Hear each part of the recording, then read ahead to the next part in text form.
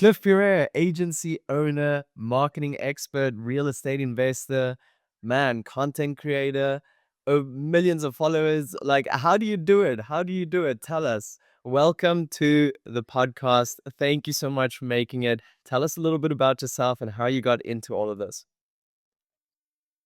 Yeah, I'm happy to be here. Thank you so much, Bradley, for the invite. It's just really one post at a time.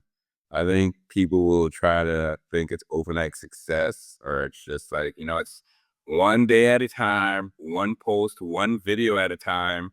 And once you figure out like what really works, it's just expanding on it, but expanding on it in a way where it's I'm aggressive.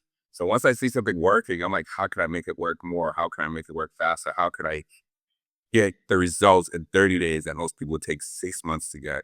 Yeah. So I just really doubled down on what. 100 or so. And how do you define success right now versus, when you started, let's say 10 years ago? Success now, I would say, is really believing in the process, enjoying the journey, and making sure like your level of success, like your peak is always elevating as you break through like more barriers. So it's like my first goal was 1 million+ followers in 12 months. But after I did that, I realized I was thinking too small. So now I upped the goal to 100 million+ followers in the next 5 to 10 years.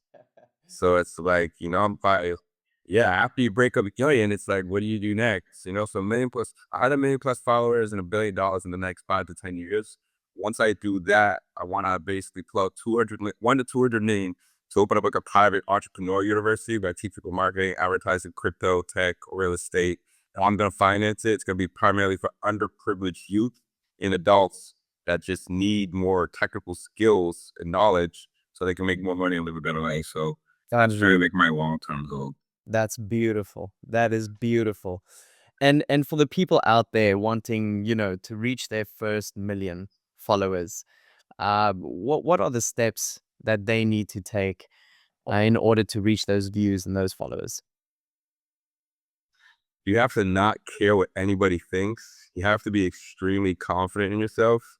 And you have to like be there for yourself when no one else is there for you, because it's gonna start off with you in a room, or you in a house, or you outside by yourself with the camera, with some decent lighting, and no one's really gonna believe in your vision until you start to see traction. So you have to be like the utmost confidence in yourself, and you have to kind of be like, I have this really inspirational friend, and he says entrepreneurs are the crazy people because the crazy people are the ones that change the world. So you have to be really crazy and really believe in yourself at that 1 view, 10 view, 100 views.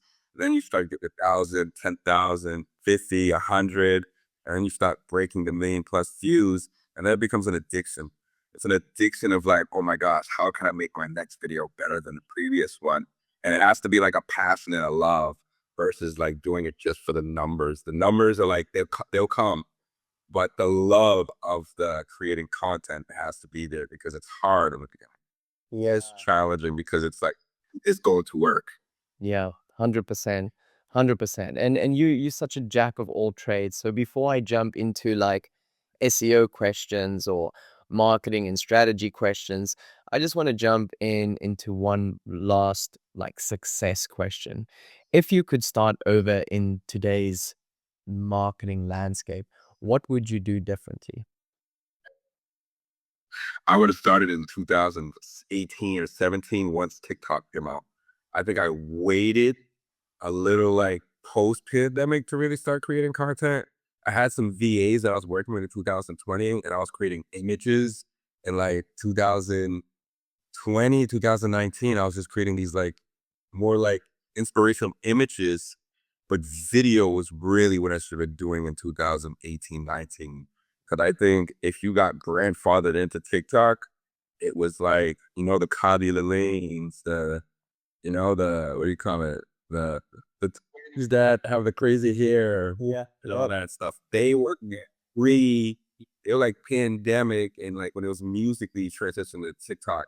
So I don't think it's too late to start with content, but I think I kind of got in like right when Instagram was even starting reels, because when I started posting on Instagram, like my video would get like 17,000 views in like 2 minutes. And it would stop. So they were testing the algorithm. They didn't know what they were doing. It was like so early, like YouTube Shorts. So I feel like I still got many. Plus, I wish I started maybe a little earlier, maybe Yeah. like 2, 3 years earlier. Yeah, yeah, Yeah. and when did you start, Instagram? Did you start TikTok after Instagram? I started TikTok first. I got 169,000 followers in 45 days on TikTok. And then I got 1.5 million in 12 months on Instagram. And now my goal is YouTube. I got like 100,000 plus on Facebook, 200,000 plus on Threads, and 250,000. So I have a little more than 2 million cumulative, but it started on TikTok. The reason I say TikTok is because like short form content started on TikTok. Yeah. All of this ecosystem started on TikTok. So I took a TikTok formula, I brought it to Instagram, and people were like, "What is this? Like, what is this style of content?" It was so shocking to the Instagram people. Yeah. But the TikTok people, normal. So I was like, ooh, opportunity. I love opportunities. So I took that opportunity and like really just ran with it. Yeah, definitely. And you know what? So many people say that, it's more difficult to build a personal brand, or it's more difficult to build a normal brand. With so much noise online, how can brands actually stand out in 2025? It's really understanding the ecosystem. A lot of my success is based off competitor research, where most brands and most people, they're trying to do traditional media stuff. This is why I say you have to look at TikTok, because TikTok's what revolutionized YouTube, revolutionized Facebook, made Instagram change, it made the entire ecosystem change. To understand how TikTok works is critical to understand how to dominate on the other platforms, because a lot of the stuff on TikTok translated into short form on the other platforms. So if you don't go to TikTok, you just skip the whole process of learning Yeah. and doing the competitor research. Like when I see that brand, the Duolingo, they have a purple figure that is their logo that is teaching people languages, but they took TikTok as an opportunity to learn a new form of content. And that's how they developed into what they developed today. But I think it really takes a lot of competitor research, takes a lot of testing, it takes a lot of willing to fail forward in not being able to not looking back. Like if the video flops, who cares? Create another one, start the process all over again. You'll figure it out eventually. So I say the personal brand is extremely important. I don't think all CEOs, all high level executives like Elon Musk with Tesla, his personal brand, despite his political stuff now, whole another topic, but personal brand with his companies, Tesla, SpaceX, Boring Company, that's what brought those companies to what they are today. Without him being the personal brand, his companies wouldn't be valued at billions or maybe possibly trillions, maybe later. You know, Jobs, the Mark Cubans, oh, I looked at Rihanna, personal brands, $1 billion company. Kylie Cosmetics, Kylie Jenner, personal brand, $1 billion company. I looked at Kim Kardashian, a brand, Kanye West, personal brand, company. So I said, huh, Mr. Beast, personal brand, he is going to be probably the first week billionaire. Yeah. Logan Paul, personal brand, energy drink. I realized the power of a personal brand when attached to a product can take your revenue to a new heights beyond what you may have even foreseen for yourself. So I think tying personal brand in company is really the long-term future. And if you can do it while still being unique to you, that's really like the long benefit. But it's a process and it requires strategy and testing. Long Definitely. story, long story short. No, definitely. And would you say these are like the trends that, people should watch closely, that most people are ignoring? Yeah, because if you look at that like I'm a creator and I'm an entrepreneur. As a creator, I get to see the creator perspective of like most creators are modeling other creators' success. Once you get into the YouTube and the granular and you like looking at Mr. Beast, looking at like Daryl Eats, and you're like studying these people, if you look at thumbnails from successful thumbnails, they follow a similar formula. You know, it's like person in the center, maybe two people on the right. Or it's like one image on the right, one image on the left, and maybe like here. So it's really like a science to create content. And it's a science to creating a personal brand. Same way it's a science to building a business. It's just understanding what that science is, putting that one plus one together, get that two, but also experimenting, even though you may come up with a theory, have an hypothesis, but the actual experiment may show you something else. I obviously thought I was going to do crypto videos, SEO videos, and a secret website. One person commented on my video and said, "We don't care about crypto. We don't care about SEO. Just give us the secret websites." So me as an individual, I was offended and I was hurt. Me as a business person, I said, if one person thought about it, 100 people. If one person said it, 100 people. For me to ignore that comment would have been foolish. I scrapped crypto videos and I focused on growth. My process was I could do all three and still get the results that I wanted. But fear and trembling, sell them what they want and give them what they need. Yeah. Also, understand your audience and figure out what they want and give it to them. Because as a creator, it's all about them. It's not about you. Yeah, So that was like a learning curve. definitely. And as businesses, yeah. And in your years of doing SEO, do you implement SEO in your content? I know there's, all the strategy, the science, but when you're looking at titles, descriptions, hashtags, things like this, do you use your SEO? So this is a funny question. I love this question because originally when I was creating YouTube videos, so yes and no. Now more no. I'll do SEO for content, not for videos. So if I break down YouTube, YouTube is the most fascinating algorithm because how YouTube gives content to people, you think like I need to create search-based content. Search-based content, when somebody goes into Google and they search for a video like SEO tips for lawyers or SEO for blank industry. Somebody's searching specifically for SEO for their industry. You're gonna have a high search intent, but you're gonna have lower views. And you're not gonna be recommended by the algorithm. You're just gonna be more a search guy. But what you really want on YouTube is to be recommended. So you want when somebody opens up YouTube that, once you open up YouTube, it'll show you like 9 videos, whatever it is. Those are recommended videos. That's YouTube saying, hey, I think you'll like this versus the search-based videos. Most of the million views come from the recommended, not search. You might get, 10, 20,000 over time, but you really want to focus on the recommended in the browse feature. Yeah, So I had to learn not to create search intent based videos because it's going to get me lower views. If you can crack the code of being recommended by YouTube, that's really where the formula is for video based. But then going to SEO and writing content, I have this one client that I worked with for like 6 years. He's like a phone repair store.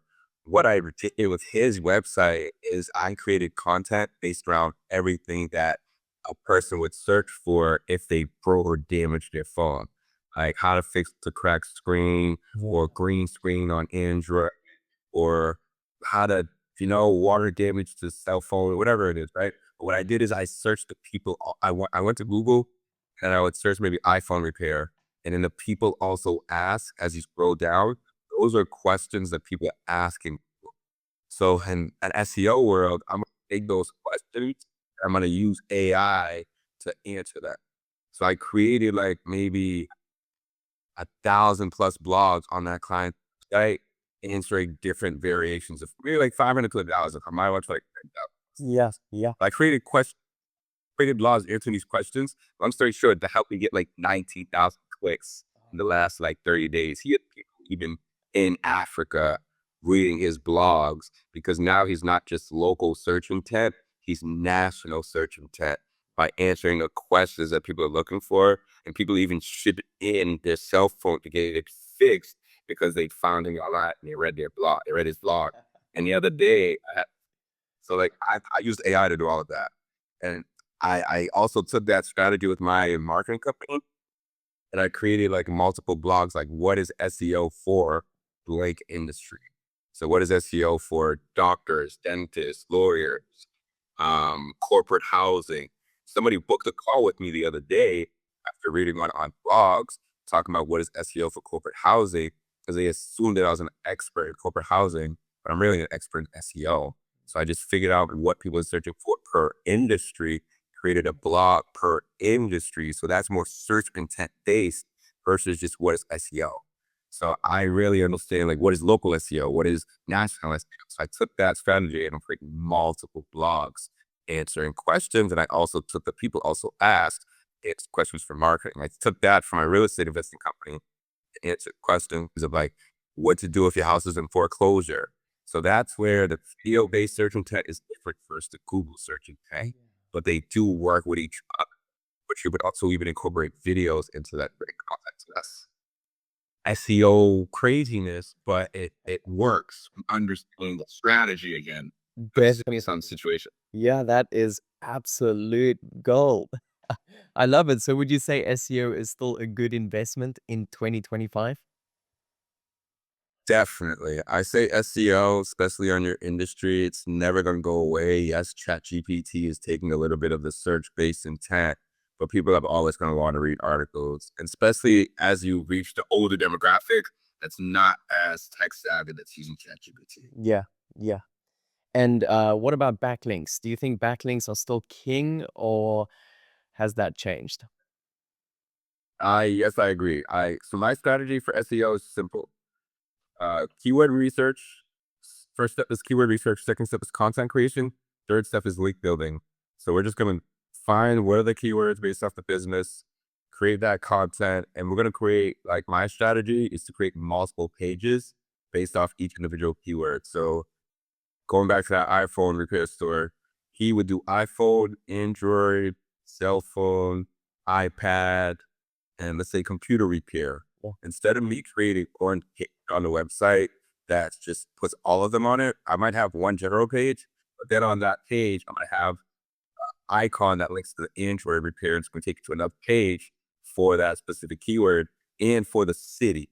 So he had 9 locations. So it'd be like Android repair in Tampa, Android repair in Cephalios, Android repair in St. Petersburg, Android. So each individual page, you create like a silo of services specific to the device. And then we put the URL structure to make sure that it reflects what the person's searching for. So it's just more high intent search based Yeah. SEO versus like just doing one page and putting everything and just creating, Yeah. So there's levels to SEO.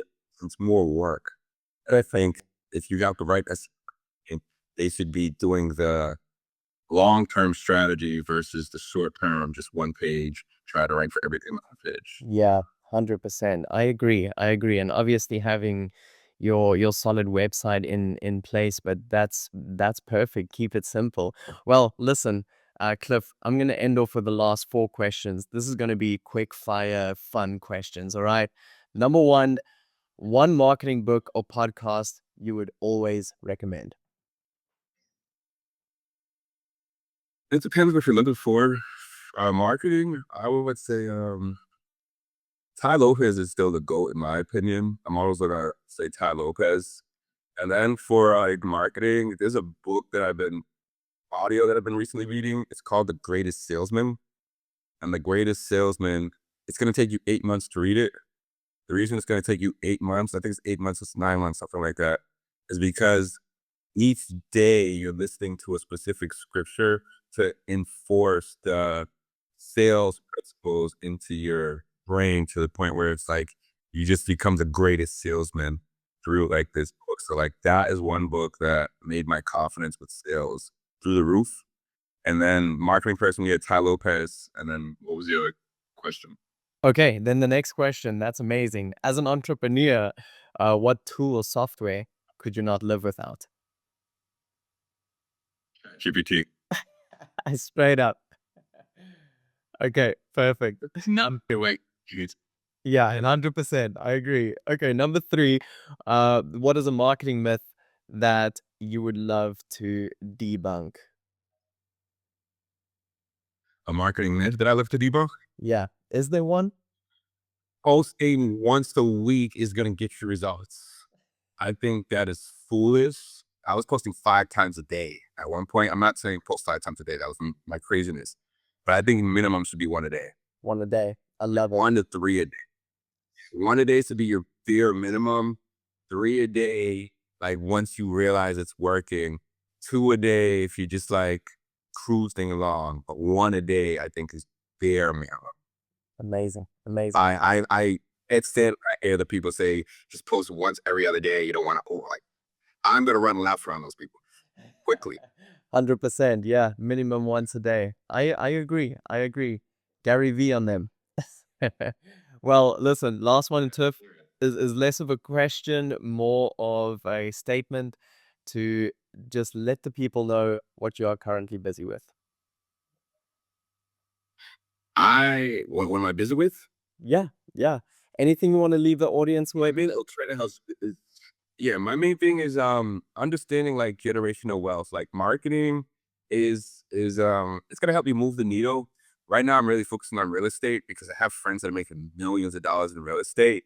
I didn't get my agency to 1 million a year. Getting a marketing agency to 1 million a year just requires like a lot of moving parts and a lot of things could break, right? Because the client comes in, you don't deliver the service, it's like, oh my gosh, it can be a headache.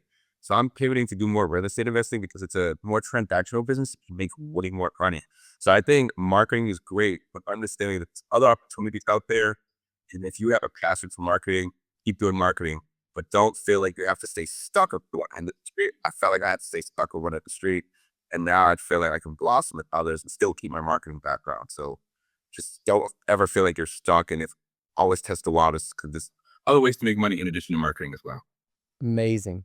Thank you for just dropping valuable golden nuggets from start to finish. And I absolutely love your canon facts of the day. I see you rocking the shirt as well. Do you want to leave us with one last canon fact of the day?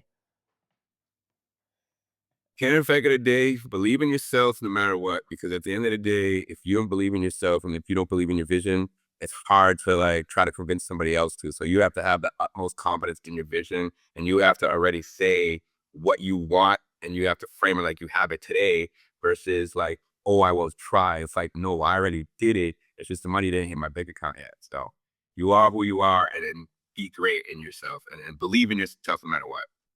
Inspirational. Cliff, I appreciate you. And once again, thank you so much and good luck with your journey lying ahead. Let's go. Appreciate you guys. Appreciate you, Bradley. This is amazing.